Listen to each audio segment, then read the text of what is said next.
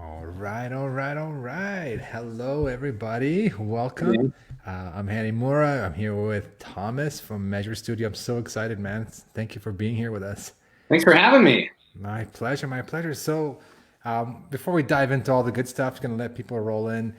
So, if you're here, you're leaving comments. Yeah, I see it. Awesome, awesome. Just say hi so I know you're here. And just to let you know if I don't pronounce your name, sometimes with StreamYard, you don't see all the names of people leaving comments, but and sometimes I fire up my phone. But you know what? Let's keep it simple. Just say hi, and if you're in the group, just maybe leave your name and stuff. But we got really exciting. Like we got Morgan here, we got Art, we got some good stuff. We got a really good special training today. I'm here with Thomas from Measure Studio, and he's got an amazing app that really, like, literally, like aligns with what we do at Repurpose here. In the sense that Repurpose gets your content out to multiple platforms. Measure Studio comes in and it tracks it all for you automatically and lets you kind of customize and see how your content is doing, and also which content's doing better than others, etc. We're gonna dive in, but before we do that, I'm just gonna wait another few minutes. While we do, we're just gonna chat and just let me know, I guess, if you've heard of Measure Studio. It's pretty new. It's been around, I think earlier this year it launched out to available. So if you've heard of it, or if you're using any kind of tools to track what you're doing now, I'd love to know, everybody watching. Just let me know if you're using a tool right now. And also, I can't wait to show you what Measure Studio can do. Yeah, we'll just, I guess, yeah, I don't know. You know what? It's been 2 minutes. Let's just do a quick introduction, and we'll just Sure. let's roll with it. Let's respect people's time and just roll with it. So Sounds maybe good. just tell us quickly how this idea came about, and for Measure Studio. I know you have other softwares as well, but how Yeah, did Measure Studio come out, and a little bit of background about yourself? sure. Happy to talk about that. So just starting with me, I'm Thomas Kramer. I'm co-founder and COO over at Paladin Software, the company that offers Measure Studio. I co-founded Paladin about 4 years ago with my business partner, James Creech. He and I both came from the MCN world. So I worked at Maker Studios, which got purchased up by Disney, and he worked at an Wow. MCN called Ben Pixels. So originally, the business model was, hey, we're going to start out, we're going to build some tools for YouTube networks. And as that industry evolved, we got into influencer marketing, and we still do that today. But primarily, what we had heard from a lot of people connected to our network is, there's a lot of people we know who work in the digital publishing space, a lot of people we know who work directly with creators, a lot of people we know who are creators themselves. And they're Mm-hmm. all struggling with one thing in particular, which is multi-platform data. Like, Yeah.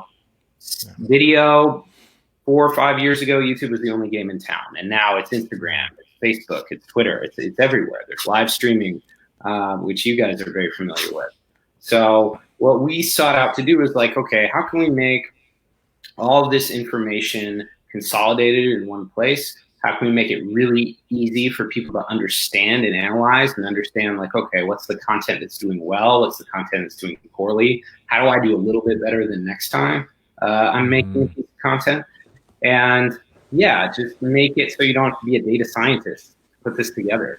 And, we wanted to build a product that was useful all the way, at the tippy top with some of our existing customers of, like major digital publishers of hundreds of social media accounts who are publishing hundreds of times a day, all the way down to like, somebody who's just starting out. Maybe they just started their Instagram, or maybe they just started their YouTube channel, and they want to understand, like, hey, what am I throwing out there that's working, and how do I double down on the strategy? So the end goal is make something really simple that anybody across that spectrum could use and take advantage of. Yeah, that's what I love, and that's why when we connected, maybe a week or no, maybe a few weeks back, when you showed me Measure Studio, and that was my first reaction. I was like, "Wow, I love that it's simple." You just kind of click a button, you connect your accounts, it just starts pulling in data. We're gonna show that in a few minutes Mm-hmm. how it all works, but yeah, I love the simplicity, and I love the fact you don't have to be a data scientist. Like, I love Right. numbers, but then sometimes I'm overwhelmed by numbers. I'm like, okay, this is great. I got all these views, but or I got this data and that, but what does it mean, or how do I Right. compare it? How do I easily compare it with other data, and that kind of stuff. So before we dive into the software itself, I guess what are like some key metrics? So like how does somebody know, like content creator, Mhm. our repurpose users are ninjas, we call them, that they are, they're putting content out, they're creating it once, they're putting it on different platforms. Mhm. How do they know what's working? Like what are signals or signs that the content Right. is working on one platform versus the other, or in general, like what's working, what's not working? Like what are good Whoa. indicators? Yeah, it's a challenging question for a lot of Yeah. people who just working with the platform's own native analytics. And there's a couple reasons for that. I think one of the biggest challenges is the algorithms are changing all the time. And so is the size of your audience. Like if you're growing at a meaningful clip, say you get 1,000 video views on a given piece of content that you throw out there.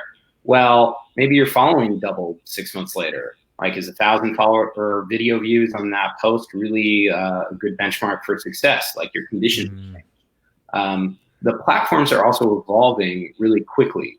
And, look at a format like stories. Like stories used to be a Snapchat feature. Now it's on Instagram. Now it's on Facebook. Now it's on YouTube.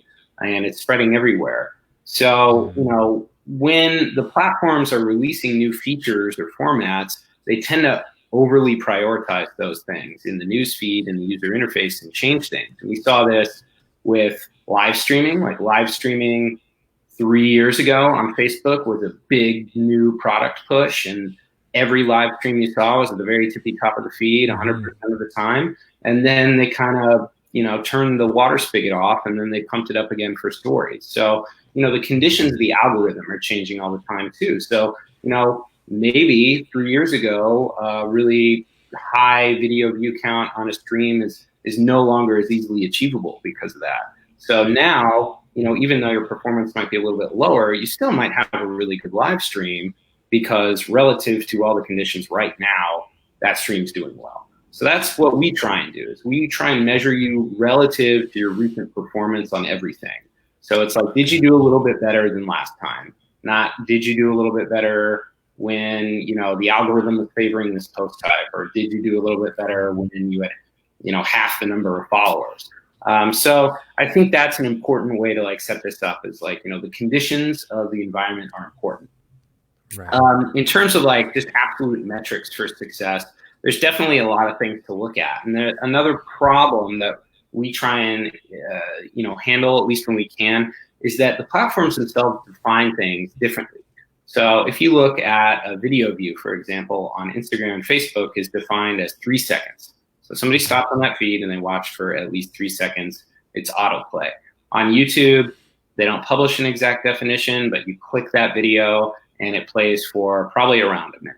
At least that's how they log it on an ad view. I think it's 30 seconds or a minute or something close to that. Okay. If you look at Twitter, it's, I think, like 2 seconds or 2.5 seconds. So don't quote me on any of these definitions, but I do know that they're all different. So Right. one of the challenges is like, how do you measure these things apples to apples across platforms? And that's something that we address by calculating 1 minute views.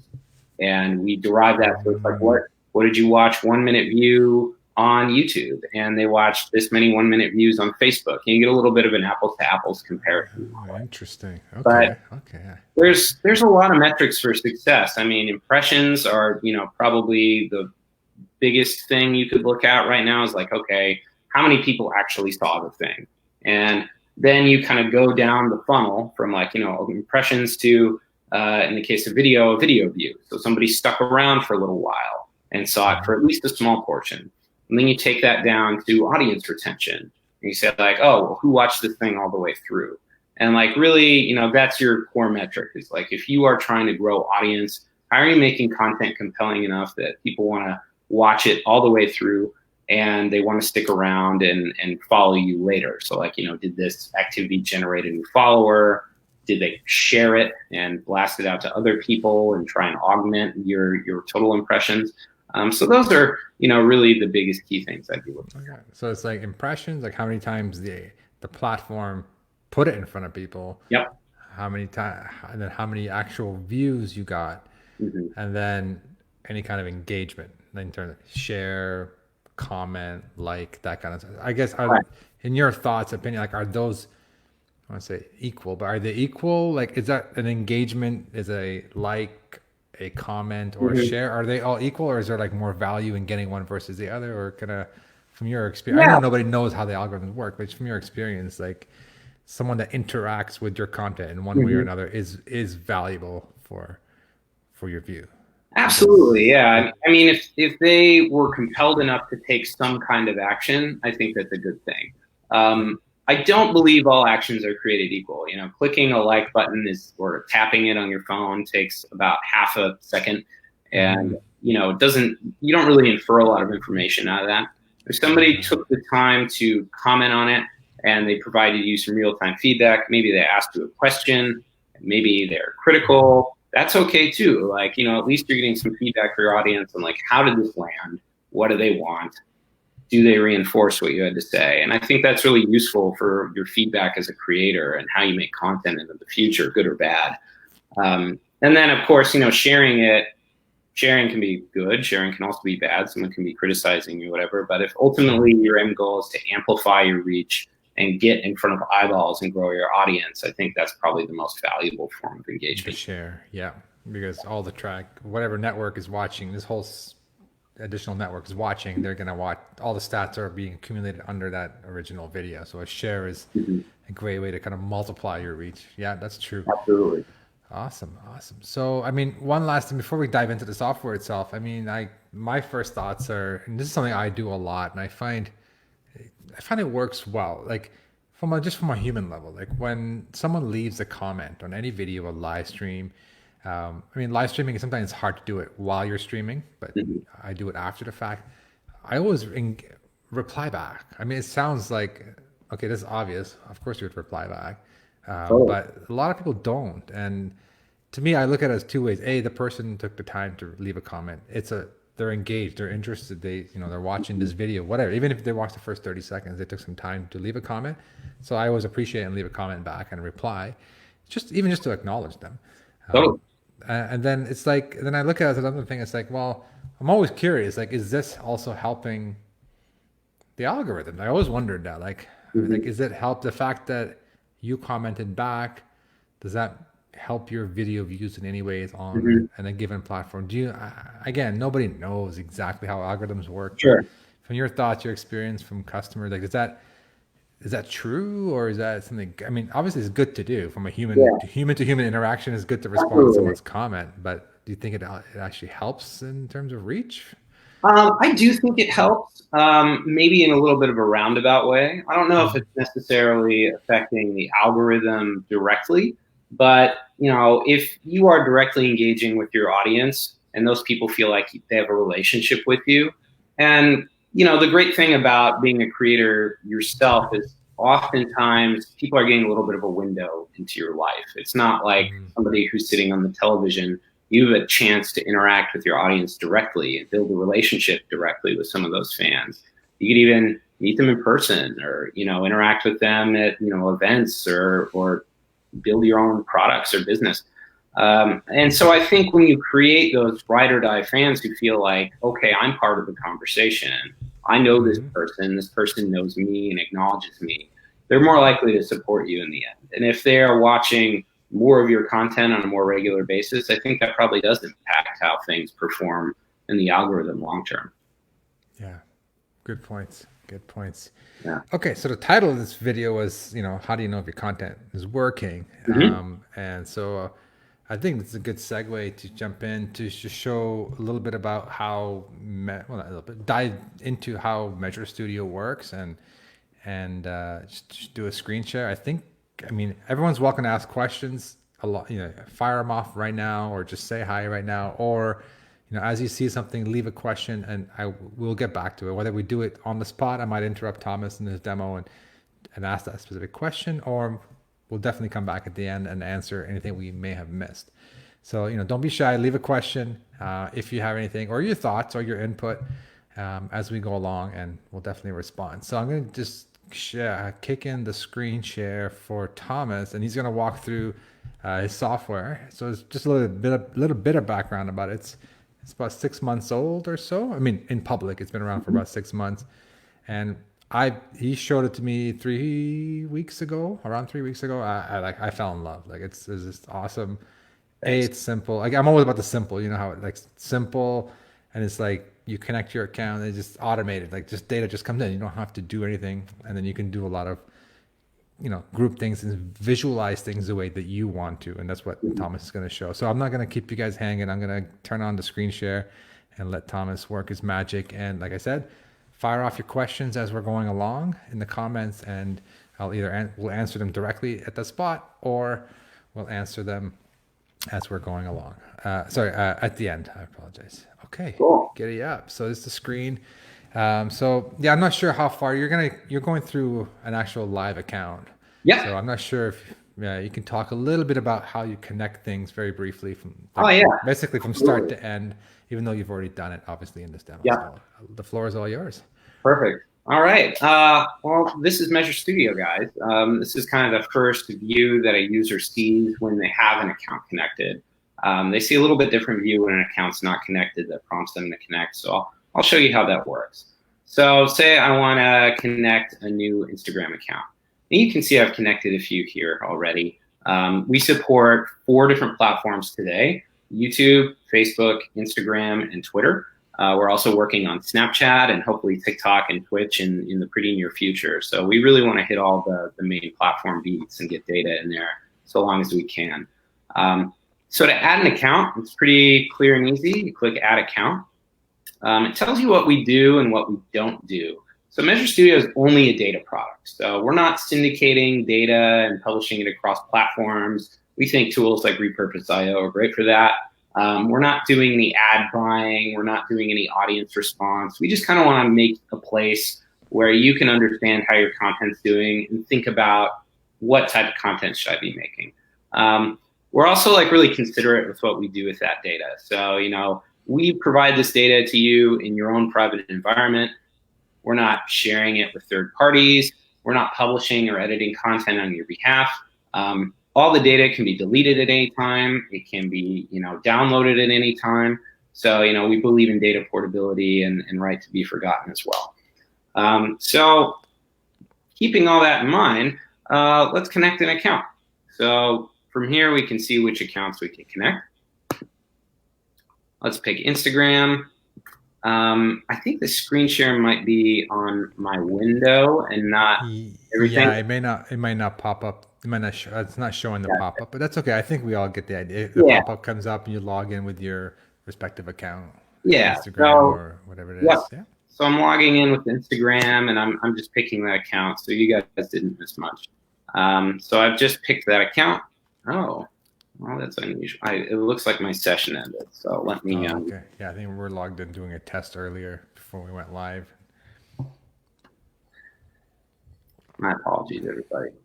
So let's try that again pretty quick. Yeah, no worries.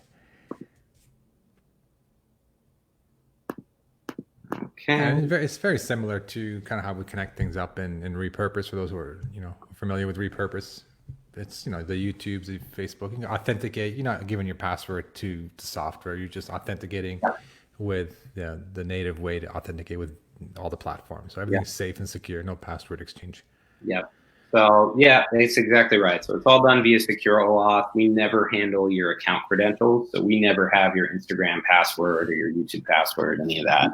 So yeah, even in the unlikely event that our systems are compromised, there's no risk to anyone getting your account and publishing to it. So look, we connected this Instagram account, synchronized the data in a few seconds. If you have a lot of content, like say you're a news publisher and you publish 20 times a day and you've been doing that for 10 years, you might take a little while to sync that data just because there's a lot more to get through. But in this case, we have my wife's hair salon, and her hair salon probably has like 100 pieces of content. So if we go back to this dashboard view, we can see kind of some basic data at the account level for each of these accounts that I've connected. So we can click on, the new account that we just added. That will start tracking things like follower growth from the day it was connected forward. And that's just a limitation of the Instagram API. But if we look at, another account that's been connected for a little while, like this one, we can see a few core metrics. Like we can see follower growth over time. We can see impressions on posts over time. You can see like impressions are ramped up because she's been publishing a little bit more. So you can see like publishing frequency, you can see views on video content. You can also pick different date periods for that. So maybe we want to see like all the viewership in 2020. Great, we can see she's gained 1,500 followers for the year so far. So why this is helpful, it just gives you a snapshot of how things are going. Like it's pretty meat and potatoes. This is data that you can see on Instagram analytics, but a little bit of the difference with us is that you're seeing this data on a time series. And Instagram tends to give you like one number for a post data or, you know, total impressions, not like impressions every day type of thing. Mm-hmm. So, you know, this is just a little bit more utility visually. Yeah. One thing I just picked up on what you said, mm-hmm. I think it's worth repeating it again, just in case somebody missed it. So with Instagram, maybe other platforms, you can correct me, it sounds like the tracking starts the day you connect it. So you cannot look at what happened in the past, but the day you connect it onwards, then the tracking starts. Is that applicable to, is that a limitation of Instagram, or is that for all the platforms? It's different per platform. So with YouTube, for example, YouTube gives us daily historic data for as far back as we can go for everything other than revenue. So, you know, it's not for every platform. For Twitter, we don't get any historic data. Also, for Facebook and Instagram, what we've done is we've actually estimated historic performance in a pretty sophisticated way. So even though we're getting that data from like today forward, the consumption behavior is somewhat predictable over time. Like, you know, the amount of or percentage of your total impressions that you get in day one is relatively static. So we've done a lot of math in the background and figured out a smart way to estimate that that's unique for everybody. So I'll definitely dive into that a little bit later. Okay, cool. Cool. But going down, kind of like, you know, this is all basic, like, you know, what does it mean? And like the real thing we're trying to solve with Measure Studio is tell you what content is working and what content is not working. So this is just like a snapshot view of that performance. We can see recent posts. In this case, these are Instagram stories on this account that are doing well. And what we mean by doing well is the impressions or video views on these posts are a little bit higher than normal. So if they're a little bit lower than normal, we can see that. And if it's about normal, then we can see those things. So this is just a snapshot of the recent posts there. And why don't we click over to the post list, and we can kind of dig into a little bit like what are the capabilities with posts and how do we make those determinations? Yeah, I love that, by the way. I just love that it's just plain English. Okay, what's doing well, what's not doing well, what could do better. Like, it's just like, I love that simplicity. Absolutely. Just wanted to say that. I just love that it's like in plain English, not in like stats talk, right? Yeah. I mean, we don't want you to have a PhD in SQL to use this thing.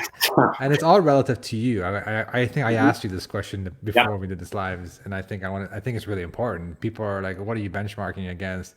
You know, I'm not Gary Vee. I'm not putting content out daily. Blah blah blah. Whatever. So it compares you to you, right? And how you typically do with your stuff, and how you can explain. I don't know how it works, but I just love that it's not comparing you to others. I think it's worth noting. Yeah, and that's something we wanted to think of a way.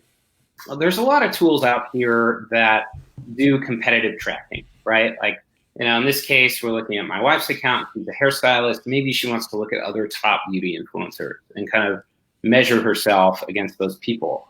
We didn't think that was a very good way of looking at things. I mean, number one, if you are just starting out and you're comparing yourself to someone with millions of followers and you're saying, oh, my video about this hair care brand is, you know, 1,000 times less than their same video covering that thing, that's pretty demoralizing. And it's not necessarily something that tells you how you can do better and how you can grow your account. So when we look at these benchmarks, you know, hey, impressions is 1.7 times higher than normal. All of that is relative to your own content. So the end goal is like, you know, how do we tell you when you're doing just a little bit better than last time? And then how do you maximize that and take it to the next level? It's not about like, how did you do relative to such and such, and are they doing better than you? You know, what does that mean for you and your mental health? I think that's like a pretty negative way to approach things as a creator. Oh, 100%. No, that's what I love. And there's a question from Doug, before we move on to the Sure. details. It's about connection accounts and stuff. Uh-huh. It works with groups as well as pages and personal profile, or is there a limitation on where to or you can do all three: pages, groups, Gotcha. profile? So we're limited to pages only, and that's a limitation of the APIs that Facebook provides us. So unfortunately, we can't connect personal profiles, and I think there's probably some privacy concerns with doing that. Like, Facebook collects a lot of information about individuals. We kind of, even if they did give us data on individuals, which they don't, I think philosophically we don't really want to like do that. You know, we're not trying to identify who follows you across multiple platforms or how old they are, all these things. Like, all this data is aggregated and anonymized. So, you know, people's privacy is maintained and intact. So I think that's the reason why that they're not providing that type of data. Okay, cool. Yeah. That makes sense. Yeah, I know. Yeah, sometimes you have to work within sometimes, always you have to work within the platform's limitations. Yes. Lord Zuckerberg has decided that we can have this data, and we're grateful. Yes. So, yeah, let's just kind of like check out what we have here in Post. So Post is really where the meat of our application sits. So what we're looking at is a grid of every single post and story that's been added to all of the accounts that we've connected. So in this case, we've connected 7 accounts across a few different platforms, and they're all here in one place for us to slice and dice. We try and keep things pretty simple, so you don't have to be a math wizard to understand. You might notice these highlights here that are green. Green is good. Red could do a little bit better. So, you know, when we look at this grid, it makes it really easy to see in a visual way, like, okay, this image did well. And then we can prompt the question to ourselves, like, why did this single piece of content do well? And why didn't this stuff do well?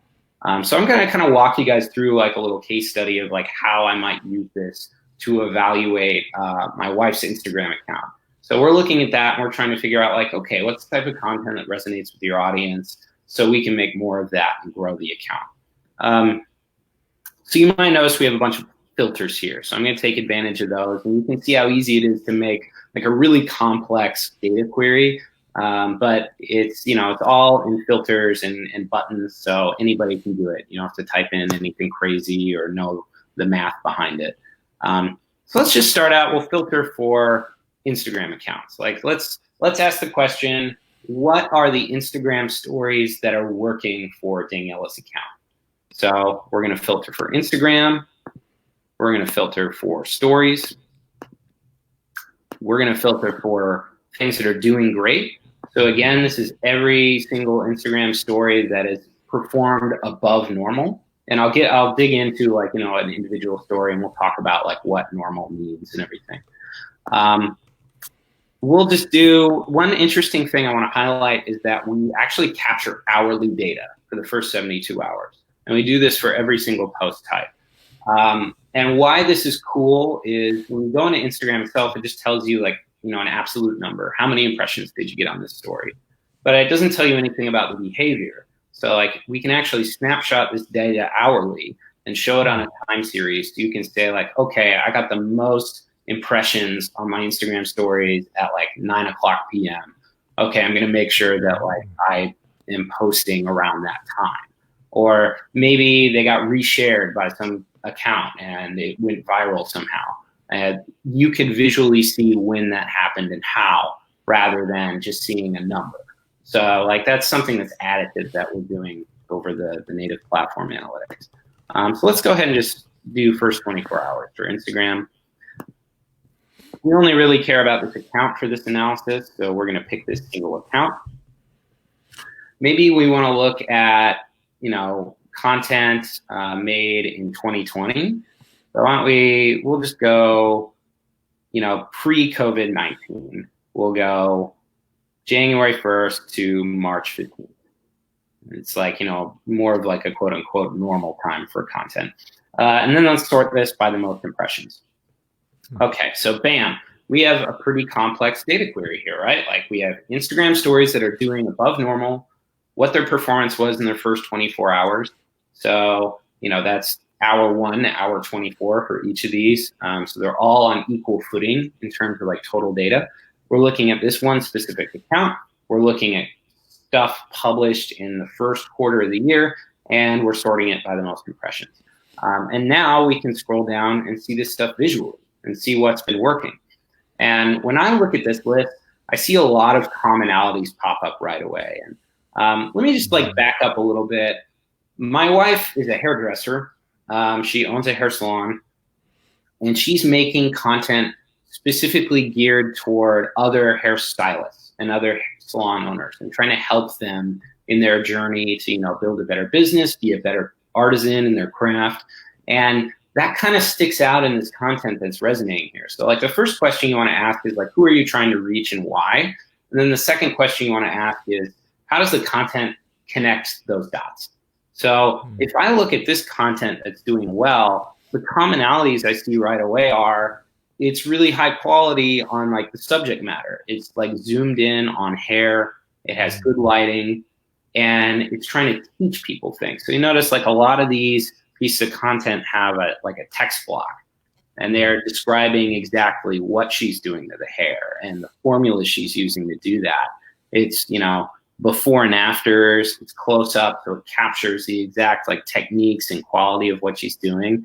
And that's really consistent. Like, I mean, we're looking at the top 20 Instagram stories on a 3-month period almost, and almost every single post resonates with that formula. So, you know, when we first launched Measure Studio and I plugged her account in, I'm just, you know, curious, like, hey, what's working here? Bam, we put these filters in and we have a really clear story. So now the effect has been she goes and makes that type of content all the time. And you can kind of see like about when she started doing this, the growth curve, just like, you know, you see it kind of angle up a little bit. Like she's growing followers a little bit higher rate than before she was doing that. So it's, again, it's a really powerful way of looking at things. Like what is working and how do I replicate that strategy for the audience I'm trying to reach? That's awesome. Yeah, I mean, there's a lot of factors, right? The video itself, and also like the thumbnail, and you know Yeah. that kind of stuff on different platforms where you can customize the thumbnail. This is a great way. I'm assuming this is the thumbnail that's pulling up. Um, Yeah, I mean, some of these are static images, some of them are videos, and they can be both yeah, types that's of story. that's great. So you see Yeah, visual, like the key is visual, right? You understand. yeah, All right, this stuff works. You know, whatever. Maybe my interview style content is not working as well as, so you know, yeah, do less of this and more of that. But it's a exactly. visual way to see what's going on. I love Yeah. it. I And love we it. wanted to make it visual. Like if you look at, there's definitely lots of social media management software out there, but it's not visual. You're seeing like a row in a data table with, you know, a video title or a post caption in there. And, you You don't know, know. literally all you're seeing is this part. You're seeing, Yeah, I you don't do remember what video that was. It's like, yeah. Yeah, that doesn't tell you anything as a creator. That's like you can't connect the dots for like, you know, okay, what do I need to make that's better? All you see is what did well, and that's, you know, like we talked about earlier. It's relative. It's relative to your popularity at the time. It's relative to the platform algorithm, etc. So that's really what we were trying to do. That's Um, awesome. Yeah, that's what caught my attention. Honestly, like it's the visual, the green, red, like just like you said, you're making a complicated query or a complicated search yep. or analyzing a complicated set of criteria with just clicking a few buttons. I want Instagram. I want to see, okay, only my videos, how they're performing. Mhm. And there's a lot more. And I want to dive in a lot deeper. But I just do want to, people who are curious now, I know we did kind of hint out that there are people that there might be a special offer. Yep. First reason why I brought Thomas here is because the software, in terms of pricing, well, in terms of value, is crazy. Like people have asked us to build this into Repurpose in the past. Like customers have asked, how do I measure stats from one central place?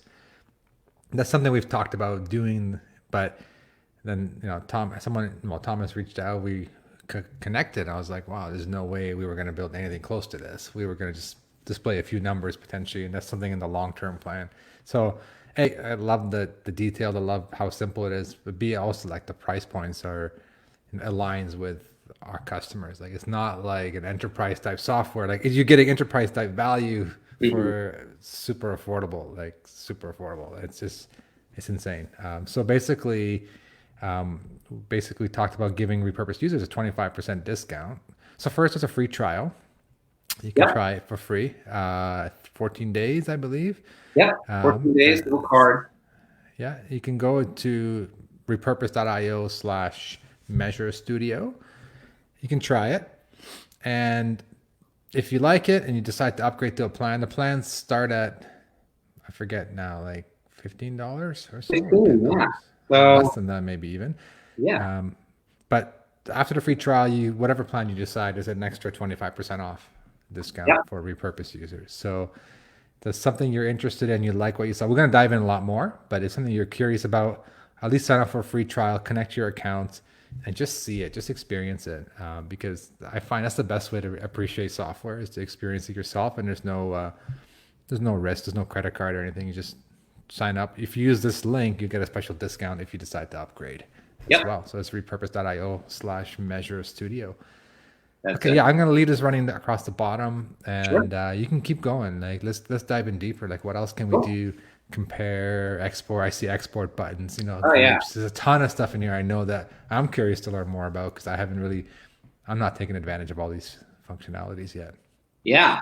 Well, like let's get into each one of those things, and I think just really quick, I want to say okay, we answered the question, what content's working for Daniela, but we didn't even look at what is not working. So this is, we say could do better because we don't want to be negative and say things are doing badly. But what's interesting when I look at what's not working is a lot of this stuff is lifestyle driven. So, like I said, our audience is people who are trying to get better at running their salon business, people who are trying to get better at their craft of, hairstyling and such. And when I look at this stuff, occasionally we have something that is focused on hair. Maybe it's even follows that formula of okay, it's zoomed in on the hair and it has details about what happened. There's a reason it didn't do well. Like this type of content usually does well. Maybe it was published at the wrong time. Maybe it just wasn't resonating in the way of the caption. Maybe it's too technical because it's all formula and not really telling you much about whatever. Maybe it was at the end of 20 stories. So those are all things that you could flag to yourself this stuff usually does well. Why didn't it do well this time? And take that into the future. But from a content perspective, we see some other commonalities emerging. We see food stuff. Like here, she's at a restaurant. We're out for dinner. More food. We're working out. Going out on the town. More food. It doesn't seem like this stuff is really moving the needle for her audience. So, interesting. People care about the hair. They don't care about what you put in your mouth that day. Anyway. The truth hurts sometimes. No, I'm just kidding. But on that same token, if I have that conversation with her and I said, hey, people don't care about the Dorchy pickles you eat, she'll tell me, no, people want to follow me, and I'm a personality, and I want to be authentic. And I think that's a really good takeaway too. It's not always 100% being perfect. It's not always 100% doing only the thing that is working. It's also about experimentation, and it's also about making sure that people know that you're real and you're approachable. And I think that's what works for her too. So it's it's okay to sprinkle some of this stuff in. It's also okay to have this little pink border around the post. It's a learning opportunity. And it gives you some insight as to okay, who of your audience is interested in this type of stuff. So it really cuts both ways, and we try and put a positive spin on how we're actually analyzing this stuff. Yeah, no, it's true. It's true. And actually, before we continue, the question from Doug is a really good question. Is there, let me pop it up so I make sure I don't read it wrong. Right. Is there a way to identify or track super fans, like individual people who are who engage more than your typical average person. Yeah. Is that something that you can do, or maybe something you plan on doing down the Mhm. road? Just that's a great question, actually. I like that Yeah, question. that is a good question. The answer is today, no. So we don't do any type of like personal identification with things like comments or DMs. Some of those things are technical limitations. So when you ask Facebook or Instagram for permission to read comments, that's also linked with the ability to respond to comments. So one of the things that is really important to us is only doing the data and only like not leaving our technology open for an opportunity to be taken advantage of. Like if your account password say like you use the same password everywhere, which please don't do that. Use a unique password.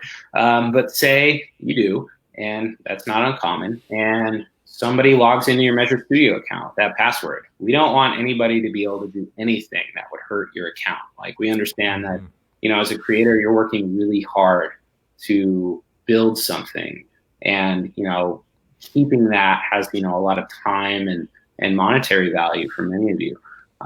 So we want to make sure that people aren't like responding on your behalf, that they're not publishing on your behalf. So that's one of the reasons why we don't ask for that.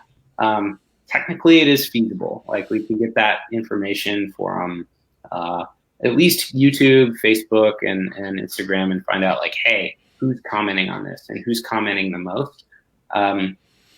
But it's just not something that we do right now. But we'll definitely think about that and consider how we could do it in a thoughtful way in the future. Nice. No, that's a great question. Yeah. Cool. Okay. Well, yeah. So we talked about performance good. We talked about what could do better. yeah. Let's change it up. Let's look at maybe Let's compare cross-platform. Yeah. Like, oh yeah. Especially with Repurpose, sometimes you're posting quite a bit number of times you're posting the same content. It might look in square versus vertical, etc., but it's the same content, the same clip across multiple platforms. Yep. It'd be interesting. Can you do that? Can you compare the same video across different platforms? That would be interesting. Sure. Yeah. So let's, for example, look at videos. I don't really have a great example for one that was published across multiple platforms. I can show you like how do the metrics compare. Yeah. I mean, for the demo, you can just use any videos. It doesn't have to be the exact same video, but I was just thinking for Repurpose users, sure, because we are publishing across multiple platforms, essentially the same content in different styles. So it is possible to compare them, right? See which videos work better on different platforms. Yeah. So let's. So you selected all platforms under that filter on top. Yeah, so like we're looking at video specifically, and now we're looking at. I'm trying to find you can limit it to which Facebook video. These particular accounts, I don't think have published a lot of Facebook videos. So let me try and find. Okay, here's a Facebook video, for example. We don't do direct cross-platform comparisons today, but I'll give you like a sense of like on-platform comparisons and how those compare on like cross-platform. So here we've selected 2 Facebook videos and 2 YouTube videos, right? Okay. Once we select more than one from each platform, we have this compare button that becomes active. So this is pretty cool. So we click compare, and we can see per platform how these videos are doing for specific metrics. And one thing you'll notice is like they're not all in one place. So like, the YouTube videos are with the YouTube videos and the Facebook videos are with the Facebook videos. And part of the reasoning there is the platforms don't want you to compare data between platforms. Oh, okay. We want to give you that ability. We think it's an absolutely reasonable thing to do, but their concern is one platform is going to do better than the other, and they're going to lose creators. Or people are going to misinterpret the data because, like, a video view on Facebook is only 3 seconds. It's much easier to get than a video view on YouTube. So, you might get a lot more video views on Facebook, and YouTube says, hey, wait a minute, like that doesn't mean necessarily did better because it was just a lower bar to crop, right? So YouTube doesn't want you comparing head to head YouTube to Facebook. But we've thought of, like, how can we make such a comparison as easy as possible for you without doing it directly? So in this case, if we look at YouTube, and we can see, okay, we have these two videos selected. We can pick their performance period. So why don't we do like first 28 days? So they each have been published for about 4 weeks. You can see one of them kind of did very little and then popped like after a week and started doing comparing. So like, we can see, okay, this video about Olaplex started out pretty strong and has been a slow burn. But then this video about color corrections started really slow and then kind of exploded and even, grabbed ahead of it. And we can compare any available metric that both of these videos have. So, there's a lot of data here.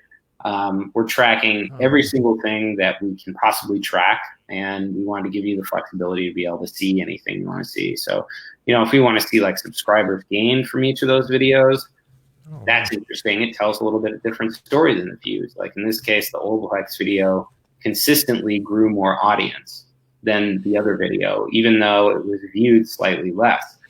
So, that's interesting. It says like, okay, maybe there's something about this video that resonated with new eyeballs more than color correcting. Maybe I'm exposing myself to a new audience.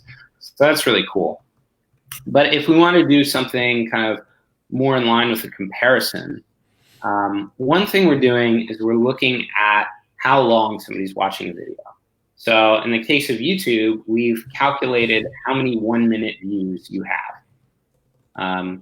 And that's interesting because if we ignore just what is a video view and those two definitions being different and figure out a way to align on like a single definition across platforms, like 1-minute views, then a comparison becomes pretty straightforward and simple. So I can look at 1-minute views for these YouTube videos and I say, okay, people watched more views for longer on this Olaplex video. And if I look over at Facebook, and maybe let's just pretend I'm looking at the same video and it got syndicated over on Facebook, we have that same metric here, 1-minute video views. Oh, well, I think in this case, these videos are shorter than 1 minute, and that's what's creating the problem here. So, just pretend they're showing. Wouldn't be a live demo if there wasn't a hiccup. But in any case, yeah. So, you could look at your 1-minute views on YouTube, and then you could bop over here and look at your 1-minute views on Facebook. And, it's a little annoying to, have to bop back and forth, but unfortunately, that's what we have to do to comply with the platform's terms. Oh, okay. So you can do it. They don't want you to do it, so that you're gonna violate the terms of service if you do it. So you're not. Okay, I got you. So the data's there. You're seeing it. You just gotta click a tab so that you don't violate the terms of service. Yeah. No, I hear you. And if you want to make it easy, you could just click this export button, and you can export this data out of a CSV. You can email it to yourself. You can download it, whatever you want to do. You can put it all together yourself in about 10 seconds in a Google Sheet or something like that. So, we want to reduce the friction to doing an analysis like that as much as we can. Awesome. Oh, I like that. You can export data into CSV and pull it into anywhere else and do even more, compare even more than you want, if you wanted to. But I mean, to me, it's like the simplicity of having the data visually. To me, that's the value for me. Like, I want to pop in and see, okay, what's working, what's not working. Let's do more of this and less of that. Absolutely. And then let's see what happens in a week or two. Yeah.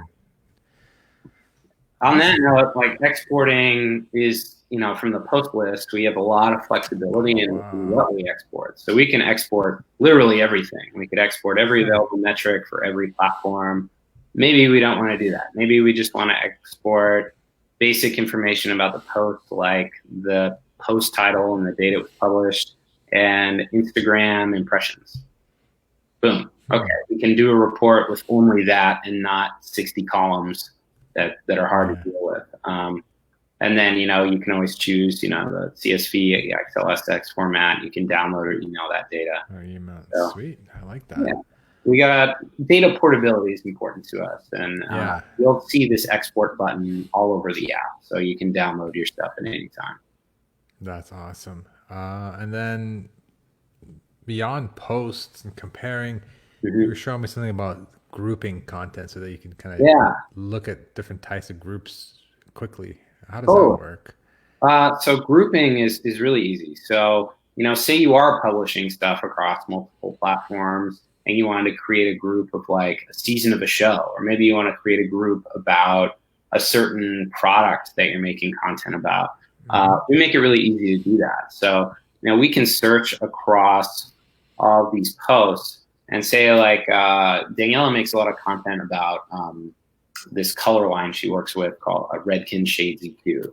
If I wanted to search for Redken, now she's made these 300 posts about Redken, and that keyword is either it's in a title, it's in a description, it's in a tag, it's in a story caption, whatever it is. Um, and I can really easily I can pick and choose individual posts or even select all of them. There are 300 of them, so it's going to take a second. Yeah. There we go. They're selected. And then we can add them to a group. So say we click to add them to a group. I could create a new group, or I could add them to an existing one. So we'll just call it Redkin 2.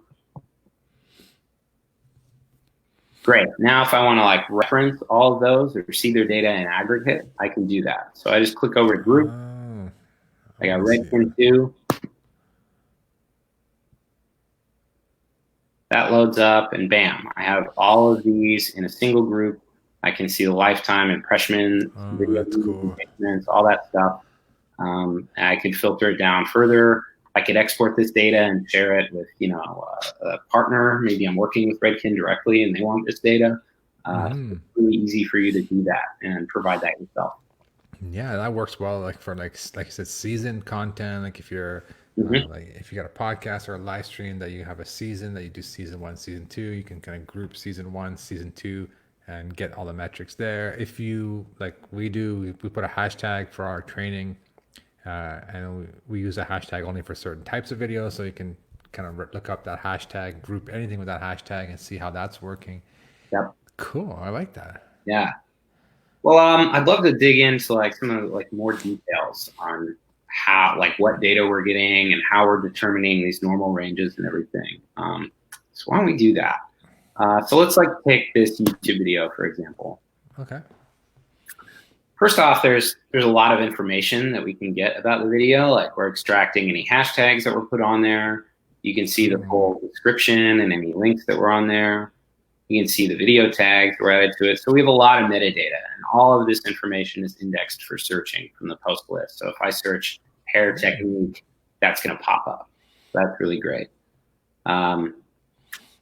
If you want to watch the content, you can do it. You click it, and it'll just link out. Or, one cool thing in the case of Instagram is we're, saving these stories forever. So, you have them backed up somewhere outside of Instagram, and you can, use those for other things. So if we look into the data that we have, there's a lot of stuff here, right? Like we have an overview that has just high level metrics for things that are important. For YouTube, they give us a lot of data, which is great. Video views, watch time, traffic sources. We can pipe in your revenue data if you add that as a permission. So, you can see how much money this video made, how CPM went. So we can see like, hey, maybe this is monetizing at a higher rate than normal or a lower rate than normal. I know that's really important for a lot of creators who are, either professional creators or aspiring professionals. So, how do you maximize that revenue is something that you probably want to focus on too. Nice. We have some metrics that we're calculating. So, if we look at like these icons, we have this little equal sign. Okay. And I'll say like, hey, this is something that we put together. So every time you see this little equal sign, this is something that you don't get in the native platform analytics. So, we're calculating things like total engagement or engagement rate or your like to dislike ratio, 10-second views, 1-minute views, completed views. So, you're getting a little bit more than you would get from the native platform itself too. So that was important to us. Like, if people are commonly calculating these metrics by hand, we want to give it to you automatically. Yeah. Wow, I didn't know that. That's a Yeah. great tip. Yeah, we get audience metrics like subscribers gained and lost, stuff like that. Wow, YouTube gives you a lot of data. Yeah, It's amazing. yeah, they do. You'll notice we have these benchmarks, like this is 9 times higher than normal. And we have that flag for every single metric. And that really kind of runs all over the place. Like, video views are 9 times higher, but revenue per 1,000 views is slightly lower than average. Or subscribers lost is slightly higher than average. So, the dislikes 11 times higher than normal. Wow, why is that? So, just because we have one main metric of success from the post list, like video views, so, exposure is the main metric of success for counting, it doesn't mean everything's good. And there might be some interesting things that you can take away from that. Like, you might have a case where you have a ton of engagements, but a lot of those engagements are dislikes, so it's negative. So it's like, okay, maybe there's something I did to tweak the audience, or it was off color, or whatever. So diving into the details is also really, really valuable. Nice. When we look at like a given metric, all these things, if you're confused about a definition of what it is, if you hover, we give you a little, pop-up that tells you exactly what it is. Each one of these things is also clickable, so long as you see a little arrow. So, if we look into this, we can see a graph of video views over time. We can pick different date periods for that. Again, we have 24-hour data, so that's really interesting. YouTube has hourly data as well, but it's on a rolling 48-hour basis. So, if you want to see that hourly data for the first 24 hours, you have to write it down by yourself. You can't like keep that and download it. So we're doing that for you. So that's another thing. Wow. Okay, so you're monitoring this. You're getting more details than YouTube gives you. Yeah. So we're like monitoring it as as the first period of time before like YouTube gives you that kind of discrete details of events that are happening. Wow, that's awesome. Thanks. Yeah. And the reason we're doing that is, maybe you want to watch your video and affect some change on it. Like maybe you're not getting much viewership in the first few hours and you say, okay, wait a minute, maybe it's time to change my thumbnail up. Maybe it's time to change my description and try and affect some kind of positive change on it. That's really the reason why we thought hourly data was a really important thing to include. Nice. I got a question here. It's probably a good time to drop it in. Doug's asking, this is perfect. I appreciate all the questions, Doug. This is awesome. So we do a weekly live broadcast. How can I use this tool to figure out why one broadcast gets more reach compared to others? Gotcha. So the assumption is say you go live. Yeah, well, I say once a week. So you go live once a week. You group them all together. Like, how would you? It's kind of like a case study or use case, I guess, for live streamers. Is how do we compare our live streams and to see why this one got more reach compared to the other one? So how I kind of walk through that through Instagram, but maybe you can just kind of repeat that process as if it's a Facebook Live. Sure. Or talk through it, and whatever's easier for you. I don't know if I have any accounts connected that have done live. Okay. Just take a video, maybe a Facebook video, and just. Yeah, I can pick a video. Today, there are live streaming metrics that you can get for YouTube and Facebook, and it basically just involves snapshotting stuff hourly. So it'd be very similar to like hourly video views in the case that we were looking at before. So if I wanted to say, let's pretend all these YouTube videos are just our live streams. And live streaming is something that's interesting to us, and we want to do a little bit more with live streaming data with like adding platforms like Twitch, like I mentioned. But if I wanted to compare like hourly video performance, and we'll pretend that these are live streams for a given video. And I'm looking at stuff by most viewed. Great. So like these are, my top posts that I published live. Maybe I want to compare a few of them head to head that did well. So, I'm picking, there's not a lot of hourly data because we just haven't published on YouTube that much. Since we connect to the account. So to clarify, we only have hourly data for new posts after you've added the account to Measure Studio. So unfortunately, we can't get that from the past. Correct. Yeah, that makes sense. Yeah. So like in this case, okay, I've set a first 24-hour period. So these are like, great, this is how these did in the first 24 hours. I'm going to select them and then compare them head to head. So I can see, you know, one of these posts both started out at relatively the same footing. So if I'll choose the hourly period again.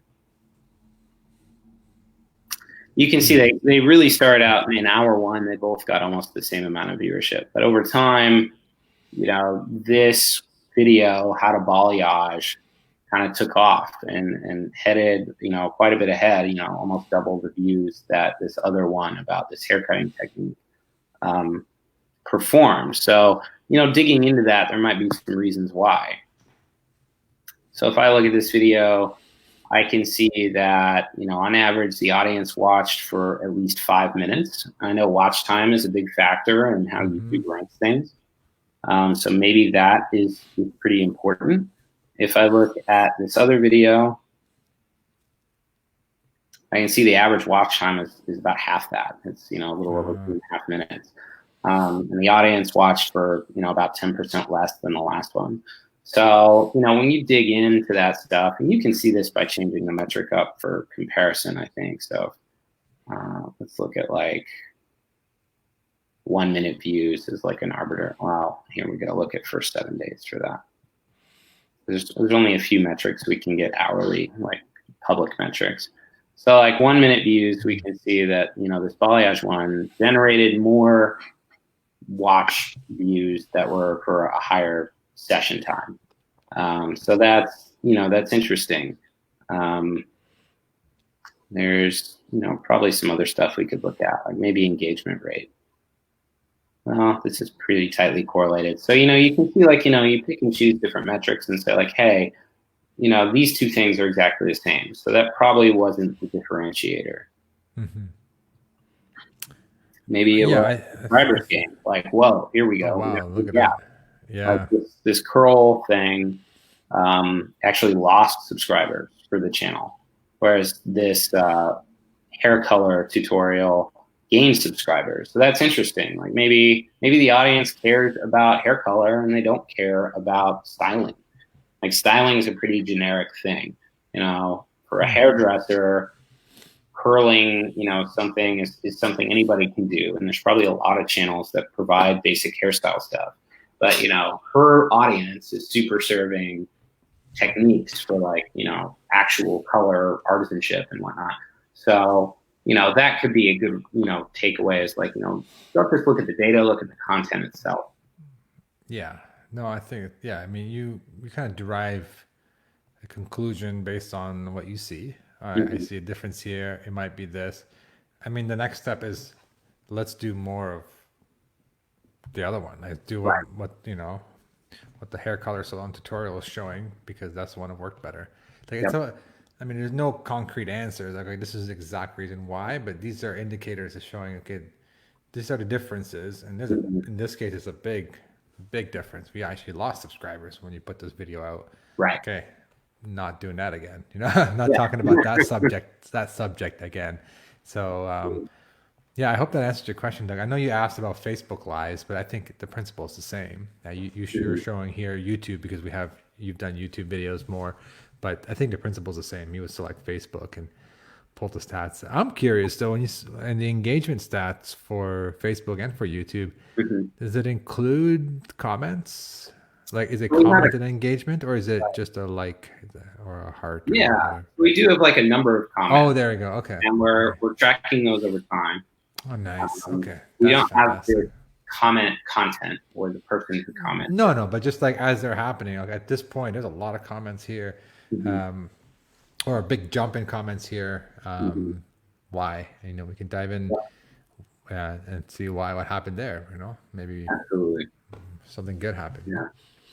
But yeah, kind of moving on to that. I think let's get into like why we're benchmarking something. So, you know, we're saying, okay, this is 9 times higher than normal. What does that mean? And that's something that like really we spent a lot of time thinking about. And we wanted to, again, compare your content to your own content. So you're not trying to measure yourself against somebody else or environmental conditions that are out of your control. And we wanted that to adapt based on how you're growing and what's happening with the algorithm. Like, so basically what we're doing here is we're looking at, let's get a graph that's a little bit easier to see. This, maybe something is like 2 times higher than normal on this video. Okay, comments, let's look at comments. So we can see like this orange area here. And what that is what we've used some sophisticated math to determine is normal for this given post. You know what? I'm going to do this with an Instagram story because I think that will. There's probably just a little bit better data, and it's probably a little bit more consistent. So let's look at. Okay, we got an Instagram story about lunch. Perfect. Okay. So we can see here we have this normal range, like what's typical in hour 12 for an Instagram story. And we can see that we're just doing a little bit better than that.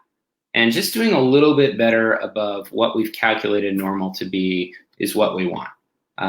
If this line, this colorful line, is below this normal range that we've calculated, then we're saying like, okay, this could do a little bit better. But the math behind it is a little complicated, but where it nets out at is about, a third of your posts that are going to be doing well, about a third of them are going to be doing a little below normal, and about a third of them are going to be doing normally. And what we're doing is we're looking at all of your recent published content, and then all of your historic published content of that type. So specifically, we're looking at Instagram stories on this specific account. And so these benchmarks and normal ranges that we're setting are going to be unique to that post type. They're going to be unique to that account. They're going to be unique to that platform. So if I look at a benchmark for, a YouTube video, and I look at a benchmark for an Instagram story, those two things are completely different. So naturally, the benchmark's going to be completely different. What's also interesting is that we are recalculating these benchmarks every time you publish something new. So like what it means to be successful a week ago may be different than what it means to be successful today. So you might see like this normal range for an Instagram story bump up over time as you're getting, you're growing your account, you're growing impressions on Instagram stories. So that's something to keep in mind too. But, again, we really want to make something smart that adapts constantly so that, you are understanding what it means to do well right now, not what it meant to do well 2 months ago, or not what it means to do well, 5 years in the future when you have 1 million followers. Right. It's all relative to now, to what's going on now, given your number of followers, et cetera, et cetera. So it's all relative to what you're doing now. That's awesome. Yeah. I mean, this is to me like, I don't know, I call it enterprise stuff. Like this is like heavy duty data, right? It's not like it's heavy duty data that's available to anybody, like with a few clicks. I think it's phenomenal. That's why that caught my attention when we first talked. I think I loved it. I love how simple it is. I loved how much data you get. It's not like it's a limited product. It's like you can get any kind of data that the platforms give out, and you can get it served in any way that you want that makes sense to you in terms of comparison, in terms of exporting, in terms of red, green, what's good, what's not good. Are you allowed to set some kind of thresholds or goals? Is that something that, like down the road, maybe you guys are looking to add, where I can set a goal of I want to hit 1,000 views or whatever? I mean, goals are just relative to the person, but I'm just curious if there's a way to do that or something in the works for setting goals, benchmarks. Totally. Yeah, it's not something that we have today, but it is something that we've heard from our customers. So, if you want to set a specific view goal for something, one thing we're interested in doing is not telling you when you hit that goal, like say it's 10,000 views for a video, or hell, let's say it's 1 million views, and you have like some kind of commitment, even like say you are committed to delivering 1 million views on this video. What we're interested in doing is looking at like, not only did you hit that goal, but will you ever hit that goal? So, could we do accurately short-term predictions? Like say we got 3 days of data and you got 7 days to deliver 1 million views. We're on day 3. we're at 400,000 views. Guess what? You're never going to hit that goal. So, we're interested in telling you, hey, will you hit it? And if you're not going to hit it, that means you need to do something to promote it. Maybe you need to do an ad buy. Maybe you need to work at a cross promotion campaign with somebody. Maybe you need to re-optimize the video and do some better keyword tagging and a new thumbnail or something like that. Mm-hmm. So, I think it's good for people to set goals and understand if they're realistic and achievable. Yeah. Awesome. Yeah. And Doug's got another question. I'm going to let you answer it because it's a technical question. I'm going to just bring it up on the screen and I'll bring it back down. Sure. But I guess it's the tool able to analyze data points in our account and make suggestions or proactive suggestions on stuff we should be paying attention to, either good or bad. Absolutely. Yeah. So the answer is not yet. But that is very much probably within the future that we're thinking about. We live in a really exciting time for technologies like computer vision that can, do the hard work for us and say like, okay, what's in a video? Is it a blender? Is it a salad? There's really cutting edge stuff that makes more qualitative, determinations about a piece of, content, like, is this person happy? Or are these people having fun? Or, things that are a little bit more esoteric. What is the quality of the image? Is it grainy? Is it out of focus? Or is it really polished? Does it have a photo filter on it? So these are all things that there are technologies to, run your content through it and make some determinations about it. And what I think is exciting about the future of our product is, here we've built like the nuts and bolts of the performance data. Like we know what's working and we know what's not working. And there's technologies out there that are going to allow us to say why it's working or not working, or tell you like, hey, here's all of your content about salads or all of your content about dogs. And here's what your content about dogs usually, performs on. Like maybe we have unique benchmarks for those specific content groups. Maybe we're making those groups automatically for you and telling you what to do with them. So, the possibilities, the ceiling on that is really, really high. It is a new product, so we haven't gotten to all that yet, but we're definitely excited to see what the future brings with that type of stuff.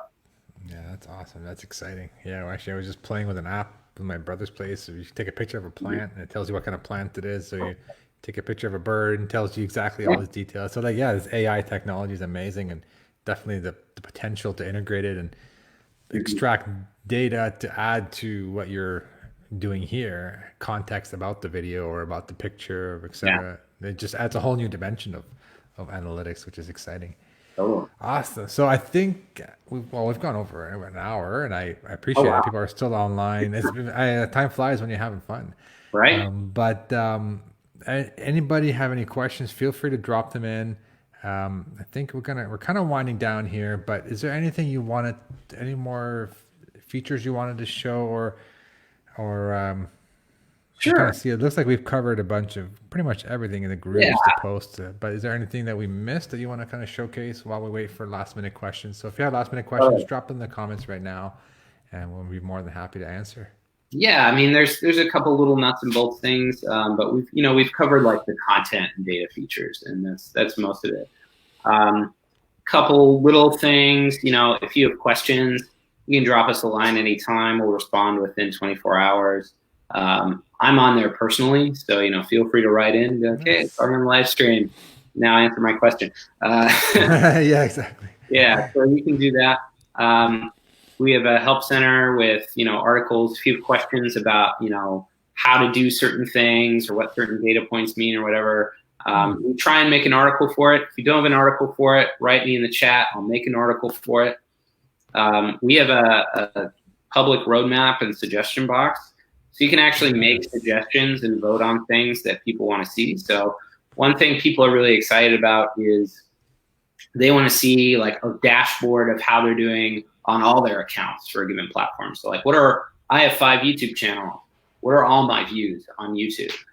So right now we're working on some pretty exciting stuff in the back end to allow you to make your own custom dashboard and make your own custom dashboard for each group. So that'll add a lot of flexibility. But you can actually see what we're working on right now. So, we're working on an integration with Snapchat Story Studio for you Story Studio account owners out there. We're looking at adding TikTok as a platform in the future. We're looking at adding Twitch and estimating follower growth and doing weekly email reports, all kinds of different stuff. So if you have something that you want to see, write in here. I'm going to see it. I'll respond to it. I'll tell you exactly, like, hey, is this possible?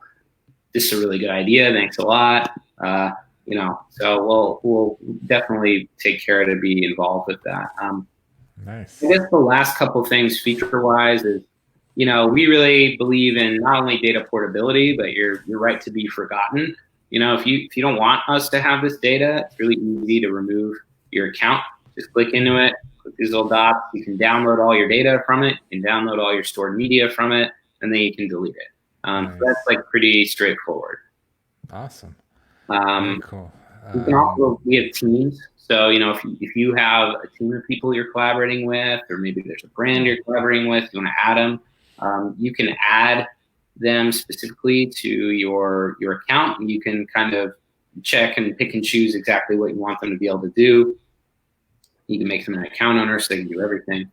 That's really about it, other than just, how much does it cost and how does that work? So I'm happy to dig into that if that's something you want to talk about. Yeah, I mean, like Doug's question kind of ties right into what you were saying right now. Is that 25% discount for life, or is it off the first month? Mm-hmm. How does that work? Totally. So that's forever. So as long as you're a subscriber, we're going to give you that 25% discount. And that's additive to any other discount you have with like your pricing term. So here, why don't I just dive into the pricing? So here's our website, and you can learn a lot more about like exactly what makes us different for each of these platforms, or if maybe you're, a publisher or an influencer or whatever, why is this good for you? Check that out if you want to see, a couple like feature benefit things. But we also have our pricing online. It's totally transparent. So you don't need to like request a demo to see a price and get like a, some kind of custom quote or whatever. So we have a few different pricing tiers, and each one of these tiers, at least right now, has all the same functionality. So like, if you're a creator and you have one account and you want to do powerful things like benchmarking and comparisons, you can do all of it, all the way down to the creator level, all the way up to, more expensive business tiers and stuff. The other thing to highlight for each of these plans is we have month-to-month options. So, if you want to cancel after 1 month, great, you can do that. We're not going to charge you forever. But if you do want to save some money, you can pay annually up front, and any plan is 25% off. So discounts on top of that. It is. So, that's a great deal. Wow. Yeah. You want to pay, instead of, say you're a creator, you want to pay $15 a month, and you are from Repurpose.io and you click through, you're going to get the rate of $11.25 a month, which is the same as our annual plan. And if you select our annual plan, you're going to get another 25% off that $11.25. It's pretty inexpensive in terms of accessibility. Exactly.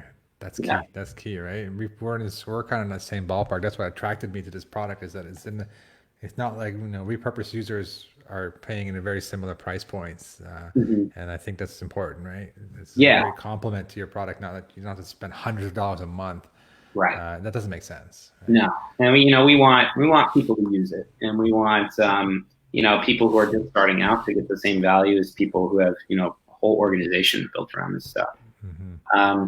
But yeah, you can see all the features. Each of these plans has all the same features. For now, we might build a few things out for like more advanced tiers later that are like, probably more like enterprisey type things like APIs and, PowerPoint decks and stuff like that.